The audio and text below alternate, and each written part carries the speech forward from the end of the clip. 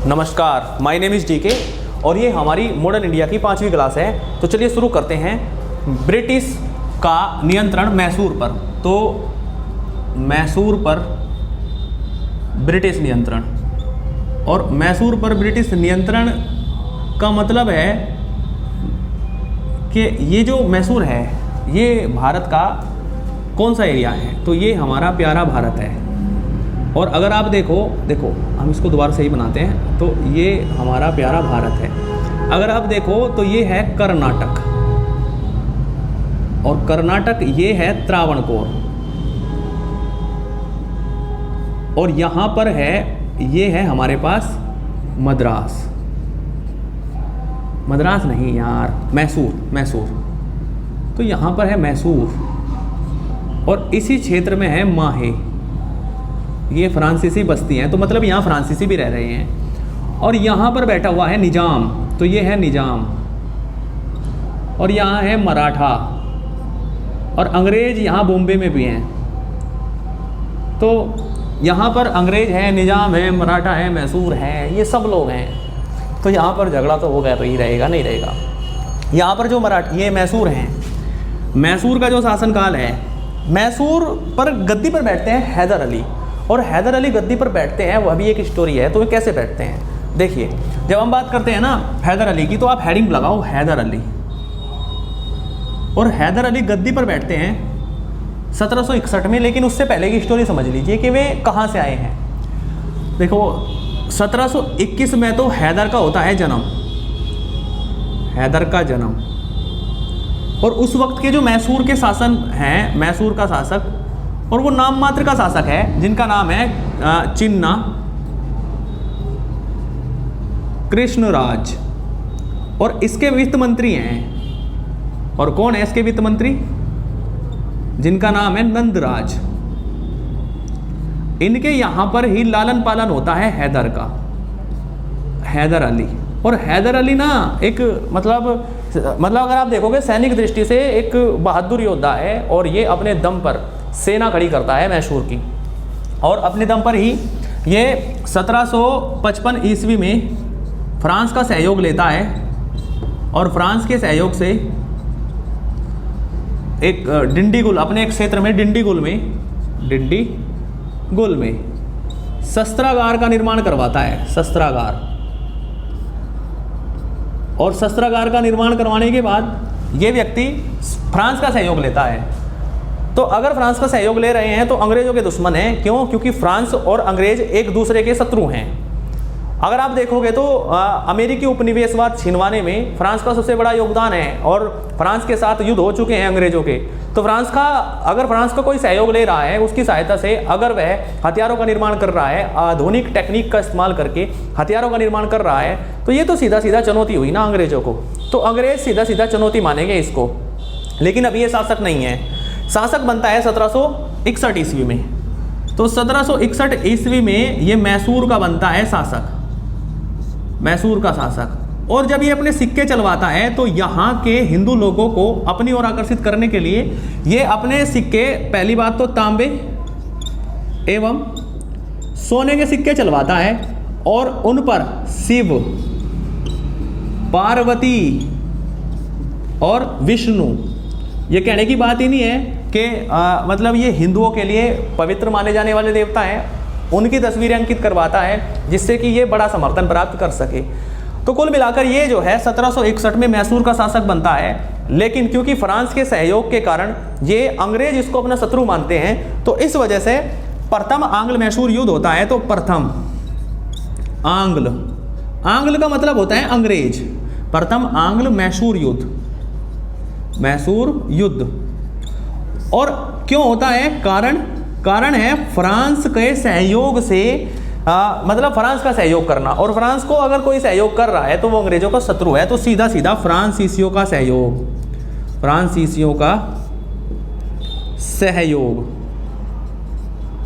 फिर क्या होगा, अंग्रेज सीधा हमला बोलेंगे मैसूर पर, और अंग्रेज और मैसूर के बीच, मतलब सीधा सीधा हैदर अली के बीच युद्ध होगा। और युद्ध का परिणाम क्या होगा, जो जीते गए अंग्रेजों के द्वारा क्षेत्रफल जीते गए हैं, वे क्षेत्रफल। अब देखो यहाँ पर ना अंग्रेज हार रहे हैं, और वे युद्ध नहीं लड़ना चाहते हैं, तो वे क्या करेंगे, वे संधि के माध्यम से युद्ध रोकने का प्रयास करेंगे और किसी तरीके से मतलब युद्ध को कुछ समय के लिए टालना चाहते हैं। तो क्या करेंगे, यहाँ पर संधि होगी और जिसको कहते हैं मद्रास की संधि। और परिणाम क्या होगा, तो परिणाम, इसका परिणाम आएगा नहीं, परिणाम आने से पहले ही संधि अंग्रेज कर लेंगे और जिसको कहते हैं मद्रास की संधि। और मद्रास की संधि के क्या प्रावधान है, तो प्रावधान ये है कि जो एक दोनों के द्वारा विजित क्षेत्रफल हैं, चाहे अंग्रेजों ने मैसूर के जीते हों या मैसूर ने अंग्रेजों के जीते हों, वे जो क्षेत्रफल हैं वे एक दूसरे को वापस करेंगे। तो विजित क्षेत्रफल वापस किए जाएंगे, वापस किए जाएंगे। दूसरा ये है कि इन फ्यूचर अगर मद्रास पर किसी ने हमला किया तो अंग्रेज उसको सैनिक सहायता मौजूद कराएंगे। मतलब अगर निजाम या मराठा उस पर हमला करते हैं तो सैनिक कार्यवाही के जरिए जब सैनिक कार्यवाही की जाएगी तो अंग्रेज उसकी सहायता करेंगे। इसका मतलब मित्रता का आश्वासन, मित्रता का आश्वासन नहीं संधि, मित्रता की संधि। तो कुल मिलाकर यहाँ पर ये जो मद्रास की संधि है, इस पर प्रथम आंग्ल मैसूर युद्ध का खात्मा होता है। इसके बाद आप हेडिंग डालेंगे दूसरे नंबर का आंग्ल मैसूर युद्ध, तो द्वितीय आंग्ल मैसूर युद्ध। तो क्या कारण है कि ये दूसरा युद्ध हुआ, दूसरा युद्ध सीधा यही इसी बात का है कि किसी तरीके से हैदर अली को समाप्त करना है। और ये तो संधि अंग्रेज जो करते थे ये तो अपने फायदे के लिए करते थे, उन्हें अभी युद्ध नहीं लड़ना था। धीरे धीरे जब उनको पता होता है ना उनका शत्रु बहादुर है, वे युद्ध नहीं करेंगे, वे संधि करेंगे। लेकिन जब उनका शत्रु कमजोर हो चुका है तो वे युद्ध करेंगे।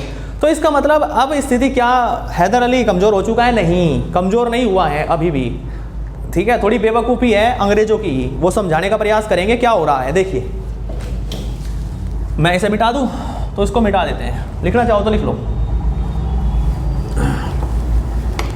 देखिए क्या है मामला, ये हमारा प्यारा भारत है और यहां पर बॉम्बे में अंग्रेज हैं और यहां पर ये है बंगाल और यहां है मद्रास। और देखो क्या है, अगर आप देखो तो बंगाल जब अंग्रेजों ने जीता है तो बंगाल जीतने से यहाँ की जो धन संपदा है इससे ब्रिटेन का जो खजाना है वो भर चुका है। इतना बड़ा क्षेत्रफल इनके हाथ लगा है बंगाल, और बंगाल जैसे ही जीता है तो अगर आप देखो तो यहाँ पर नवाब के शासन को फाइनली एंड कर दिया जाता है 1772 ईस्वी में। 1772 ईस्वी में जो द्वैध शासन प्रणाली है उसको समाप्त करके ब्रिटिश नियंत्रण पूर्ण रूप से बंगाल पर हो जाता है। इसका मतलब अब यहाँ पर राज करने वाला कोई नवाब नहीं है, सीधा कंपनी है। तो यहाँ पर जो बैठने वाला गवर्नर है, ये जो गवर्नर है, अब ये शक्तिशाली गवर्नर कहलाएगा। और संसद, ब्रिटेन संसद पहली बार कंपनी को रेगुलेट करने के लिए एक एक्ट पारित करेगी जिसको कहते हैं रेगुलेटिंग एक्ट 1773। और 1773 का रेगुलेटिंग एक्ट पास होगा और इसके जरिए जो बंगाल में बैठा हुआ गवर्नर है अब वो गवर्नर जनरल कहलाएगा। और बॉम्बे में बैठे हुए गवर्नर और मद्रास में बैठे हुए गवर्नर, ये दोनों बॉम्बे में बैठे हुए गवर्नर और मद्रास में बैठे हुए गवर्नर अब बंगाल के गवर्नर के अधीन होंगे। इसका मतलब ये है कि महत्वाकांक्षा की लड़ाई है, क्योंकि बॉम्बे का गवर्नर अंग्रेज होते हुए भी दूसरे गवर्नर के अधीन होगा और मद्रास का गवर्नर भी अधीन होते हुए गवर्नर के अधीन होगा। तो ये महत्वाकांक्षा की लड़ाई है, आपस में लड़ने का प्रयास ये लोग कर रहे हैं, क्योंकि कोई भी अंग्रेज किसी दूसरे के नीचे रहने का प्रयास नहीं करेगा। तो क्या होगा इस क्षेत्र में, यहीं पर है मराठा और मराठाओं के साथ युद्ध होगा। और यहाँ पर जो बैठे हुए हैं वे हैं वारेन हेस्टिंग, यहाँ के जो गवर्नर जनरल हैं वारेन हेस्टिंग। तो ये इसको पत्र लिखेंगे वारेन हेस्टिंग को कि हम ना मराठा के साथ युद्ध करना चाहते हैं, लेकिन मराठा के साथ युद्ध करने से वारेन हेस्टिंग रोक देंगे। तो ये क्या करेंगे कि ये बौखला जाएंगे कि क्या केवल आप ही शक्तिशाली बनना चाहते हैं, क्या बंगाल के अधीन हमेशा रहेंगे हम लोग। तो ये सीधा ब्रिटेन की संसद को एक पत्र लिखेंगे कि जिस तरीके का आर्थिक लाभ बंगाल में हुआ था इसी तरीके का आर्थिक लाभ बॉम्बे में हो सकता है, लेकिन जो वारेन हेस्टिंग है गवर्नर जनरल हैं वे कार्यवाही करने से हमें रोक रहे हैं। तो सीधा ब्रिटेन की जो संसद है वो यहाँ से फरमान जारी करेगी कि अगर आर्थिक लाभ हो रहा है तो आप युद्ध लड़िए। और यहाँ पर अंग्रेज़ों की लड़ाई होती है वो मराठों के साथ होती है, और मराठों के साथ लड़ाई में अंग्रेज यहाँ पर हारते हैं, बहुत भूंडी तरीके से हारते हैं, जिसको साधारण भाषा में कहते हैं भूंडी तरीके से। तो यहाँ पर एक बड़गांव की संधि करनी पड़ती है अंग्रेजों को, तो अंग्रेजों को बड़गांव की संधि करनी पड़ती है, और बड़गांव की संधि करने से यहाँ पर बड़ा आर्थिक नुकसान होता है अंग्रेजों को। तो वारेन हेस्टिंग इसको बचा लेते हैं। ये बात ध्यान रखने की है कि वारेन हेस्टिंग इस संधि को करवा तो लेते हैं, लेकिन मराठों से कुछ ना 10-15-20 साल का समय चाहिए था, और वो ये ले लेते हैं, क्योंकि समय बीतने के बाद ये अपने आप को स्ट्रॉन्ग कर ही लेंगे। और इस वक्त का जो दौर है 1780 का जो दौर है, ये 1780 से 82 का दौर है, ये सबसे खतरनाक दौर है ब्रिटिश कंपनी के लिए। क्यों? क्योंकि इसी दौरान अमेरिका का जो उपनिवेश है वो छिन रहा है अंग्रेजों से, और अमेरिका स्वतंत्र हो रहा है और फ्रांस उसका सहयोग कर रहा है। मराठाओं के साथ इनके युद्ध हो रहे हैं, मैसूर के साथ इनके युद्ध हो रहे हैं, तो इस वजह से भी थोड़ा कमज़ोर हैं। तो जो दूसरा आंग्ल मैसूर युद्ध है, इसमें मराठों के बारे में जो मैंने बताया कि मराठे अंग्रेजों को जीत रहे हैं, मराठों के साथ इनकी दुश्मनी है, निजाम भी दुखी है अंग्रेजों से। क्यों? क्योंकि उत्तरी सरकार का एरिया निजाम ने अंग्रेजों को दिया था, और जिसके बदले उन्हें कुछ पैसे देने थे, लगभग 9 लाख रुपए के आसपास कुछ पैसे थे, तो वो देने थे, लेकिन अंग्रेज देने से मुकर रहे हैं और वे नहीं देंगे, तो निजाम भी दुखी है। तो जो द्वितीय आंग्ल मैसूर युद्ध है, इसमें गुट बनता है मैसूर, निजाम और मराठा। तो इसका मतलब यहाँ पर आप हेडिंग लगाओ, सेकंड आंग्ल मैसूर युद्ध। और सेकंड आंग्ल मैसूर युद्ध 1780 से 84 के बीच लड़ा जाता है। और पहला तो कारण ये है कि क्यों हमला होता है, जबकि ये तो एक मित्र हैं। भाई मैसूर को मित्रता का आश्वासन दिया है, मद्रास की संधि हुई है, मद्रास की संधि का परिणाम है कि अगर मराठा या फिर निजाम आप पर कभी हमला करेंगे तो अंग्रेज सहायता करेंगे, तो फिर ये लड़ क्यों रहे हैं? असल में उल्लंघन किया है अंग्रेजों ने। और क्या उल्लंघन किया है? 1771 ईस्वी में मराठा जब मैसूर पर हमला करते हैं, तो मराठों का हमला और किस पर होता है? मैसूर पर होता है। और मैसूर पर जब हमला करते हैं तो अंग्रेज खड़े देखते हैं, सहयोग की नीति नहीं अपनाते, क्योंकि अगर वे मद्रास की संधि का पालन नहीं करेंगे तो संधि टूट जाएगी। तो इसका मतलब मद्रास की संधि का उल्लंघन, मद्रास की संधि का उल्लंघन। तो मद्रास की संधि का उल्लंघन अंग्रेज करेंगे, और क्या होगा? और अंग्रेज जो हैं, अंग्रेज फ्रांसीसी बस्ती है माहे, ये जो फ्रांसीसी बस्ती हैं, इस पर अंग्रेज नियंत्रण कर लेंगे। और ये तो मैसूर राज्य के अंतर्गत है, और मैसूर राज्य के अंतर्गत अगर अंग्रेज माहे पर कंट्रोल करेंगे, तो इसका मतलब ये सीधा सीधा चुनौती है मैसूर को। तो माहे पर नियंत्रण, तो क्या होगा? इसका मतलब अब अंग्रेजों से सभी लोग दुखी हैं, तो गुट बनेगा एक। और क्या गुट बनेगा? पहले नंबर पे तो निजाम दुखी है, क्योंकि उसको जो 7 लाख रुपए मिलने वाले थे वे नहीं मिले हैं, है ना, उत्तरी सरकार के बदले। निजाम दुखी है और मराठा दुखी हैं, और मैसूर के साथ तो झगड़ा चल ही रहा है मैसूर। ये एक गुट बनेगा और अंग्रेजों के साथ युद्ध होगा। अब अंग्रेज तो यहाँ पर देखो, चाहे जितने शक्तिशाली हों, लेकिन इस गुट से नहीं जीत सकते अंग्रेज, क्योंकि निजाम, मराठा और मैसूर अगर तीनों मतलब मिलकर युद्ध करेंगे तो अंग्रेज नहीं जीत सकते। अंग्रेज यहाँ पर जीतेंगे भी नहीं, लेकिन वे संधि करने में सफल हो जाएंगे यहाँ पर। अच्छा, इसी समय जो है ना, मराठाओं के साथ एक युद्ध भी जो मैंने चर्चा की है ना, यहाँ पे मराठाओं के साथ बॉम्बे में युद्ध हुआ है मराठाओं का। इसी दौरान युद्ध हुआ है और मराठा हारे हैं, और बड़गांव की संधि हुई है, अपमानजनक संधि कहते हैं उसको। तो यहाँ पर वो संधि हुई है, इस वजह से भी परेशान है। तो क्या होगा? यहाँ पर जो द्वितीय विश्व युद्ध होगा, किसी तरीके से इस गुट को तोड़ने में सफल रहेंगे अंग्रेज, और अंग्रेज मराठाओं को तोड़ देंगे और मराठाओं को अपने साथ मिला लेंगे, और मराठाओं के साथ संधि होगी सालबाई की संधि। तो मराठों के साथ होगी सालबाई की संधि, सालबाई की संधि, मराठों के साथ सालबाई की संधि होगी। और इस वाले युद्ध में जब हम बात करते हैं, तो इसमें अब हैदर अली अकेला पड़ जाएगा। और हैदर अली इस युद्ध में वीरगति को प्राप्त हो जाएगा, मतलब मर जाएगा। हैदर अली की मृत्यु हो जाएगी, मतलब अंग्रेजों की तरफ से जो नेतृत्व करने वाले हैं उनका नाम है सर आयर कूट, अंग्रेजों की तरफ से नेतृत्व करने वाले अधिकारी हैं। और 1782 ईस्वी में हैदर की मृत्यु, और हैदर की मृत्यु के बाद इसकी गद्दी पर बैठेगा इसका पुत्र, जिसका नाम है टीपू सुल्तान। तो 1784 ईस्वी में गद्दी पर बैठता है टीपू सुल्तान। अब मैसूर का शासक टीपू के हाथों में है, और लेकिन अंग्रेज इसके साथ भी एक संधि कर लेंगे जिसका नाम है मंगलोर की संधि। तो अंग्रेज टीपू के साथ संधि करेंगे, मंगलोर की संधि, मंगलोर की संधि। तो फाइनली ये था हमारा दूसरा मैसूर युद्ध। अब हम क्या करेंगे, अब आप हेडिंग डालेंगे तृतीय आंग्ल मैसूर युद्ध, तृतीय आंग्ल मैसूर युद्ध। तो तीसरा आंग्ल मैसूर युद्ध।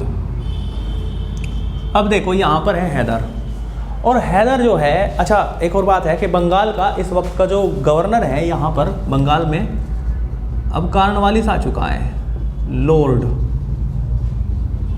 कॉर्नवालिस।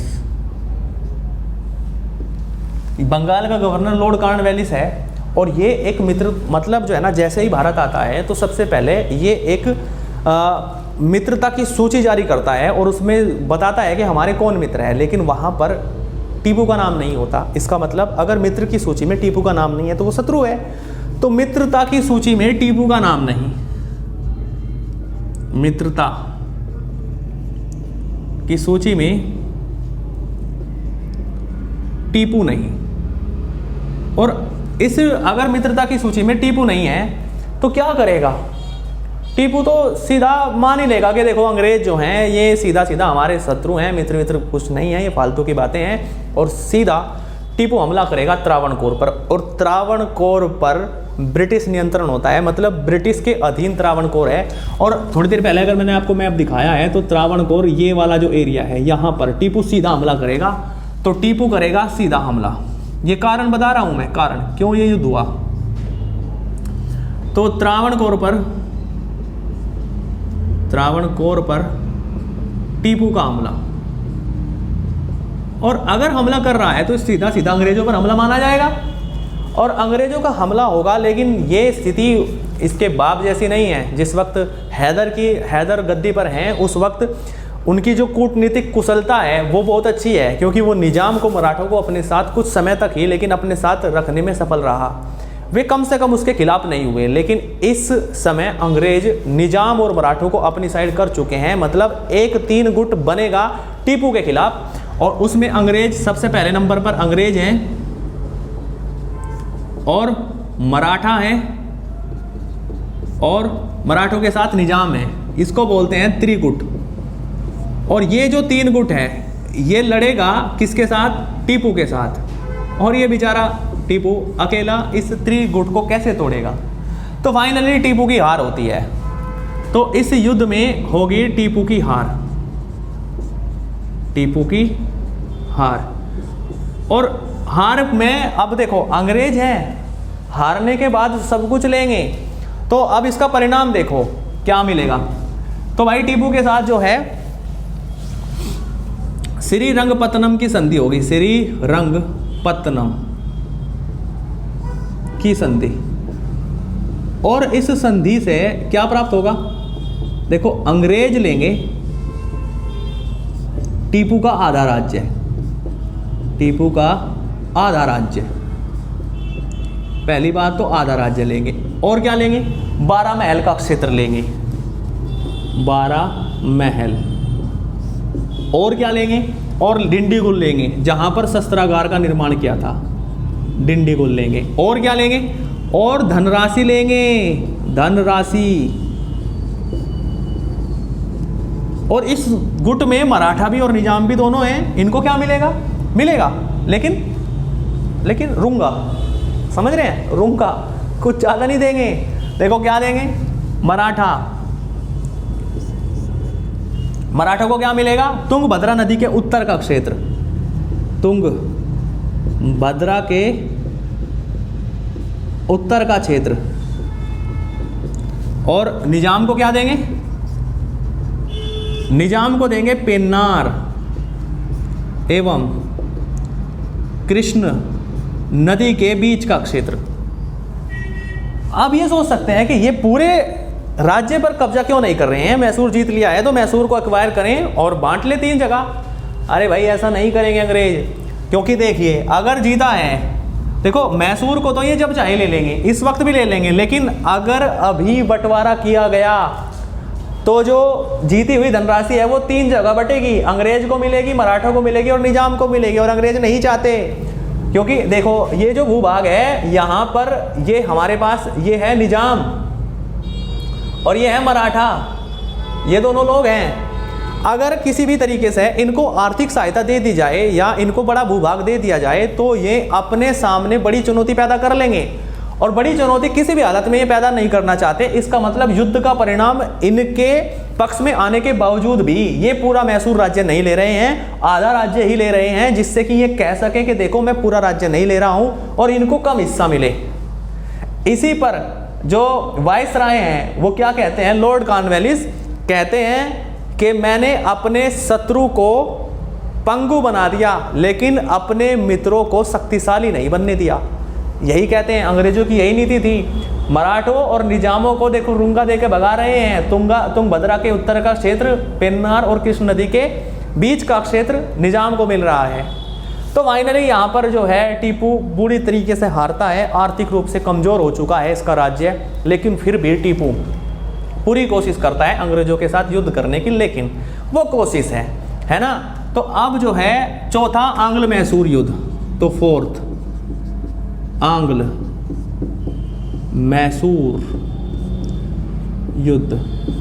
और जो चौथा आंग्ल मैसूर युद्ध है इसके क्या कारण है? देखिए इसमें देखो, पहली बात तो क्या मैसूर इस पर हमला कर रहा है? ऐसी स्थिति नहीं है कि मैसूर हमला कर दे, ऐसी कोई स्थिति बन नहीं रही है। तो क्या हो रहा है? फ्रांस में एक व्यक्ति है नेपोलियन और वो विस्तारवादी नीति का पालन करता है, इसलिए नेपोलियन का खतरा मंडरा रहा है। जब यहाँ पर वेलेंजली भारत में आता है तो वह ब्रिटिश जो ईस्ट इंडिया कंपनी है उसको एक सबसे शक्तिशाली साम्राज्य देने का प्रयास करता है, इसलिए वेलेंजली की सहायक संधि को हम पढ़ेंगे आगे चल के। तो यहाँ पर वेलेंजली की जो नीति है वो सीधा सीधा इस क्षेत्र को अब शासक से छीनकर ब्रिटिश नियंत्रण के अंतर्गत लाने की है, इसलिए वह सीधा सीधा कार्यवाही करता है हैदर पर, सॉरी टीपू पर। तो इसका मतलब यहाँ पर आता है वेलेंजली, और वेलेंजली सीधा कंपनी को सर्वोच्च शक्ति देना चाहता है। तो कंपनी को सर्वोच्च शक्ति देना चाहता है ना। अब देखो हरकतें तो आपको पता ही है कि जो टीपू की हरकतें हैं वे कम तो है नहीं। वो फ्रांस के जैकोबियन क्लब का हिस्सा बन रहा है, फ्रांस में एक जैकोबियन क्लब है उसका हिस्सा बन रहा है वो व्यक्ति।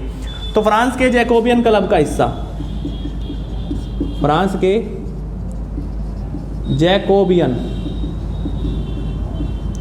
क्लब का हिस्सा, और श्रीरंगपत्तनम में स्वतंत्रता का वृक्ष लगाता है। श्रीरंगपत्तनम में स्वतंत्रता का वृक्ष ये व्यक्ति लगाता है। और तो क्या होगा, सीधा सीधा अब इस पर हमला किया जाएगा। तो वेलेंजली के निर्णय के द्वारा सीधा सीधा इस पर हमला होगा और टीपू पर हमला होगा, टीपू पर हमला, और टीपू की हो जाएगी यहाँ पर मृत्यु। तो टीपू शहीद। तो अब क्या मैसूर पर अंग्रेज बैठेंगे? नहीं, शासन नहीं लेंगे। तो पुराना जो वोडियार वंश था, वोडियार वंश के किसी एक छोटे से 2 वर्ष के बालक को ढूंढकर बुलाया जाएगा, उसका नाम है कृष्णराज। तो कृष्णराज को गद्दी पर बैठाया जाएगा, कृष्णराज को गद्दी पर बैठाया जाएगा।